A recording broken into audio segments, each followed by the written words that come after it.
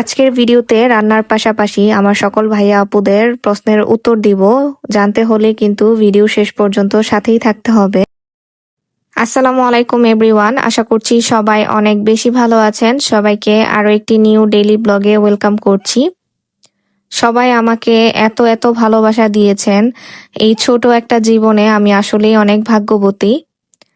আমাকে অনেক সুন্দর সুন্দর ভাইয়া আপুরা কমেন্ট করে থাকেন, কিন্তু সবার কমেন্টের অ্যান্সার কিন্তু আমি রিপ্লাই করতে পারি না ওইভাবে। আসলে সময় থাকে না।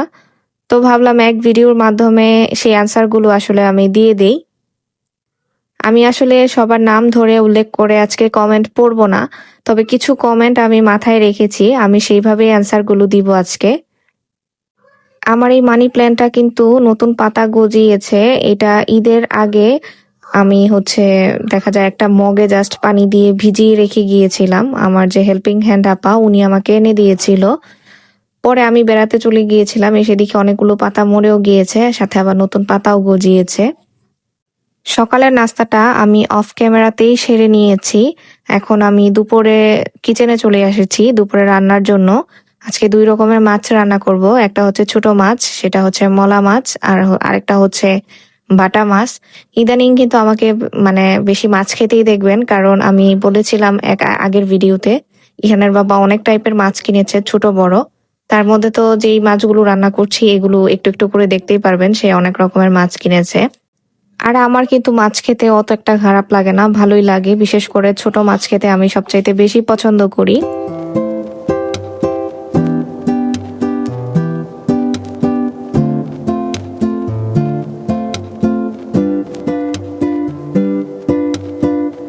অনেক সময় হয় না যে মাছ ভাজতে গেলে কড়াইতে মাছ লেগে যায়, তখন উল্টানো সম্ভব হয় না।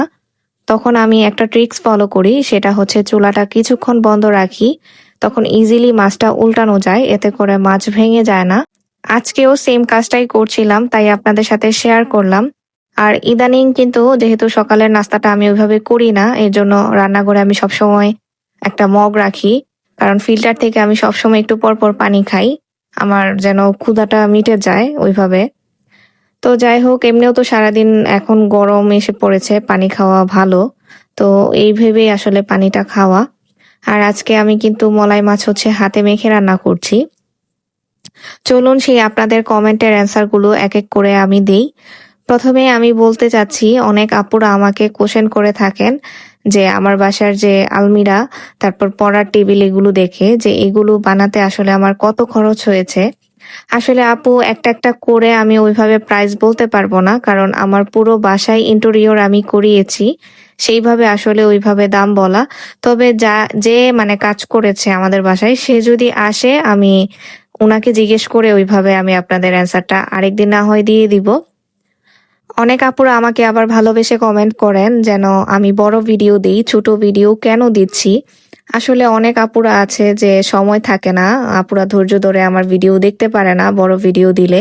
তার জন্য এখন ডিসিশন নিয়েছি আমি এখন থেকে ছোট ভিডিও দিব, যেন আপুরা ধৈর্য সহকারে একটু ভিডিওটা দেখে নিতে পারে। আরেকটা আমি অনেক বেশি কমেন্ট পাই, সেটা হচ্ছে আমার বাসার পুরো ট্যুর দেখতে চায় সবাই, ফুল বাসা যেন আমি দেখিয়ে দিই। তবে ইনশাল্লাহ আমি আপু চেষ্টা করব, একটু ধৈর্য ধরে থাকেন যারাই আশায় আছেন যে আমার বাসাটা একটু দেখবেন, আমি যেন পুরো বাসাটা আমি ওইভাবে দেখিয়ে দিই। ইনশাল্লাহ একদিন চেষ্টা করে আমি সময় নিয়ে সেই কাজটা করব। দেখতে হলে তো আমার সাথেই থাকতে হবে। আমি কিন্তু রান্না করার সাথে সাথেই সিঙ্কের উপরে যেই জিনিসগুলো জমে যায় সেগুলো ধোয়ার চেষ্টা করি, এতে করে রান্নাঘর কম মেসি হয়। আজকেও সেম কাজটাই করছিলাম। আমার রান্নাবান্না শেষ হয়ে গিয়েছে প্রায়, আপনাদের সাথে গল্প করতে করতে। এই যে আমার মাছ রান্না হয়ে গিয়েছে, ছোট মাছ। এখানে আমি কাঁচামরিচ দিয়েছি একটু ফ্লেভারের জন্য, আর সাথে ফ্রোজেন ধনেপাতা দিয়ে দিলাম। যারা এখন পর্যন্ত আমার সাথে আছেন, আমার ভিডিওতে লাইক দিতে ভুলবেন না, সাথে ছোট করে একটা কমেন্ট করে যাবেন আজকের ভিডিওটি আপনাদের কাছে কেমন লেগেছে। আর আশা করছি আপনাদের কমেন্টের অ্যান্সার আমি দিতে পেরেছি। কথা বলতে বলতে আমি ভিডিওর শেষ পর্যায়ে চলে এসেছি। দেখা হবে অন্য আরেকটি ভিডিওতে। সবাই ভালো থাকবেন আর আমাদের জন্য দোয়া করবেন অবশ্যই। আজকের মতো বিদায় নিয়ে নিচ্ছি। আল্লাহ হাফেজ।